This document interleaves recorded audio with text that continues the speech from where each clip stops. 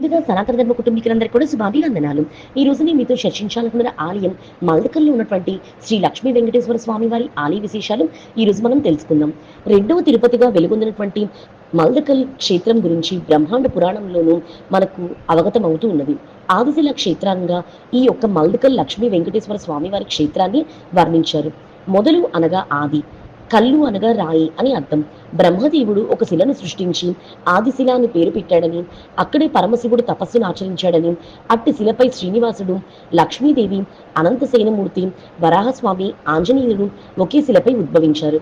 క్షేత్రపాలకుడు అయిన పరమేశ్వరుడు ఇచ్చట సతీ సమేతంగా కూడా వెలిసి ఉన్నాడు. ఈ ప్రాంతమంతా కూడా ఒకప్పుడు అరణ్యంగా ఉండేది. ఒక రోజు గద్వాల్ సంస్థానాధీశుడైనటువంటి నలసోమనాథుడి రాజు గుర్రం పైన వేటకై మల్దకల్ ప్రాంతానికి రాగా ఒక చోట అతని గుర్రం అకస్మాత్తుగా ఆగిపోగా రాజు ఆ ప్రాంతంలో ఏదో మహత్యం ఉందని భావించి దగ్గరలో ఉన్న పశువుల కాపరిని పిలిచి విచారించగా అక్కడి పొదలను గల విగ్రహాన్ని చూస్తాడు. నా గుర్రం పరిగెత్తితే నీకు గుడి కట్టిస్తానని మొక్కి తన గుర్రం ఎక్కగానే అది రెట్టించిన వేగంతో పరిగెత్తి తన ప్రయాణాన్ని పూర్తి చేసిందని చరిత్ర చెప్తుంది.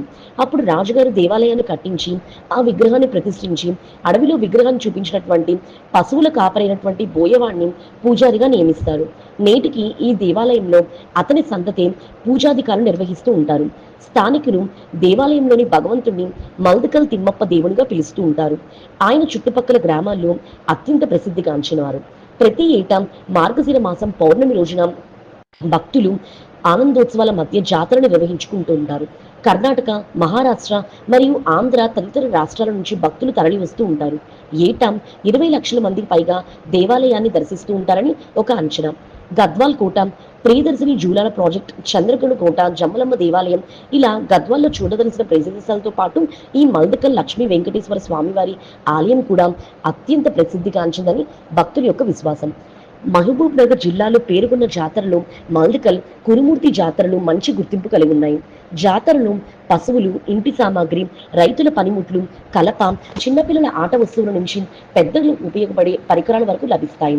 రైతులు పండించినటువంటి పంట నుంచి వచ్చిన బియ్యంతో ముందుగా స్వామివారి బ్రహ్మోత్సవాల సందర్భంగా దాసంగం ద్వారా నైవేద్యం చేస్తారు. కొత్త కుండలను తెచ్చి స్వామివారికి నైవేద్యం పెట్టి ఆ తర్వాతనే భక్తులకు భుజిస్తారు. ఇది ఈ జాతరలో ప్రత్యేక విశిష్టమైనదిగా చెప్పుకోవచ్చు. చివరిగా చెప్పుకోవాల్సింది ఏంటంటే, ఇంతటి ప్రాముఖ్యత కలిగినటువంటి తిమ్మప్ప ఆలయాన్ని ప్రభుత్వం నేటి వరకు కూడా ప్రముఖ పుణ్యస్థలంగా గుర్తించలేదు.